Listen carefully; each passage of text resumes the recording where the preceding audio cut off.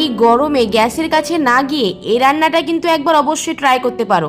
কথা দিচ্ছি খেতে মন্দ হবে না। এভরিওয়ান, কেমন আছো তোমরা সবাই? আশা করি তোমরা খুব ভালো আছো। আমি তো বিন্দাস। স্নান করে ঠাকুর পুজো করা হয়ে গেছে। চলো এখন যাব রান্নাঘরে। যুদ্ধ করতে যেমন সরঞ্জাম লাগে, রান্না করতে তো সরঞ্জাম লাগে, সেগুলো নিয়ে এলাম। আজকে আমি এমন রান্না করব যেটা খুব তাড়াতাড়ি হয়ে যাবে আর খুবই সিম্পল। তো চলো শুরু করি। আজকে বানাবো পটল ভাপা, কিন্তু একটু অন্যরকম স্টাইলে। তো চলো, এই যে পটলগুলো এখানে দুভাগ করে কেটে নিয়েছি।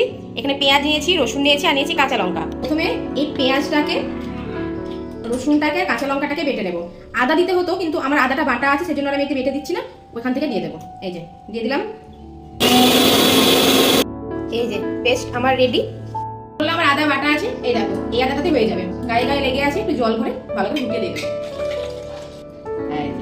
এবার এই পেস্টটার মধ্যে দেবো হলুদ গুঁড়ো, একটু লঙ্কা গুঁড়ো আর একটু সামান্য জিরে গুঁড়ো, আর দেবো লবণ, যেটা আসল জিনিস।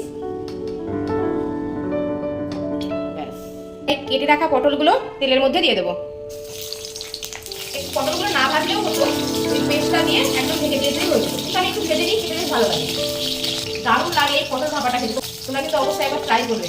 এটা আমার মায়ের রেসিপি, খুব সহজেও হয়ে যায় আর খুব তাড়াতাড়িও হয়ে যায়, খেতেও খুব ভালো লাগে। রেসিপিটা ফোন করে মায়ের কাছ থেকে জেনে নিয়েছি, তারপরে আমি শুরু করে দিলাম। এখানে তো সবসময় পটল পাওয়া যায় না, তাই আজ খাবো না কাল খাবো করলে হবে না। যখন পটল পাবো তখন খেয়ে নিতে হবে। আবার কবে পাবো কি পাবো না। পটল ভাজা আমার হয়ে গেছে, বুঝতে পারছি আমি কেমন করেছি। পটলটাকে একটু লালও করিনি, আবার একদম সাদা সাদা হবে, হালকা লাল হয়েছে। আমি এটাতে এবার পেস্টটা দিয়ে দেবো। হয়ে গেছে, এই পেস্টটা হয়ে গেছে, আমি এটাকে ভালো করে একটু ফুটিয়ে নিই, তাহলে সব মিশে যাবে একসঙ্গে, ভালোবাসা তৈরি হবে। ব্যাস হয়ে গেছে, এবার এই পেস্টটাকে দিয়ে দেবো। একটু চিনি না দিলে ভালো লাগবে না, তাই আমি একটু হালকা করে চিনিও দিয়ে দিলাম।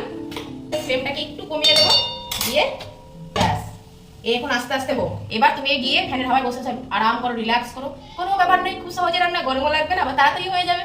কেমন? চলো দেখি এবার পটলের কি অবস্থা। এই যে জল অনেকটা মরে গেছে, আর একটু মরতে হবে, নাড়াচাড়া করতে করতে হয়ে যাবে। চলো এবার লবণ মিষ্টিটা একটু দেখি।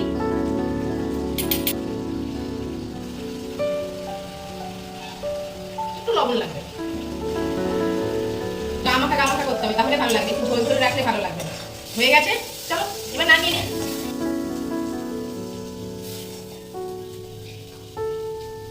এই দেখো আমার পটল ভাপা রেডি।